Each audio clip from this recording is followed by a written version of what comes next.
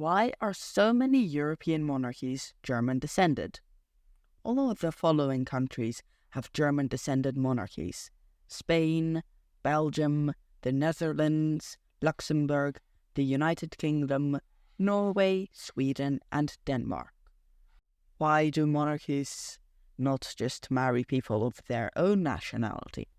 Well, that is because class is also important, and monarchies often sought not to marry peasants and even nobles of lower importance than they had. There were a few options: marry the nobles of their own country. This often happened, but monarchies would then not have as much power as they would if they followed the next option, which is to marry the monarchs of other countries and vassals of those kingdoms. Or they could just follow the third option, to marry their own cousins, in order to keep the bloodline pure. This is what the Habsburgs famously and often did, resulting in these large jaws and large noses. Maybe not so pure after all. So, monarchs would often marry other monarchs of other countries, which means all the monarchs of Europe were slightly related. Pretty cool, right? But then, why are so many of these monarchs German? Are German monarchs more likable to not get overthrown?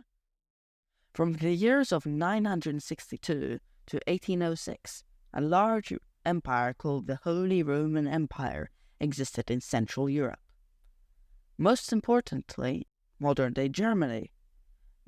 The empire was first ruled by an emperor who had significant power, but over the years of its existence, the emperors would significantly lose power.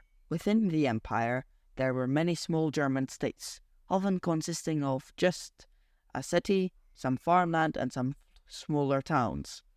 This gave the other European monarchies many chances for marriage. And you know what marriage means? Alliances.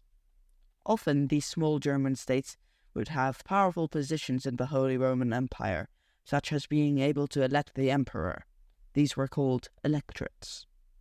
The reason the British monarchy is German-descended is because King Henry VIII of England decided to support the Reformation, and he created his own church so he could divorce his wife.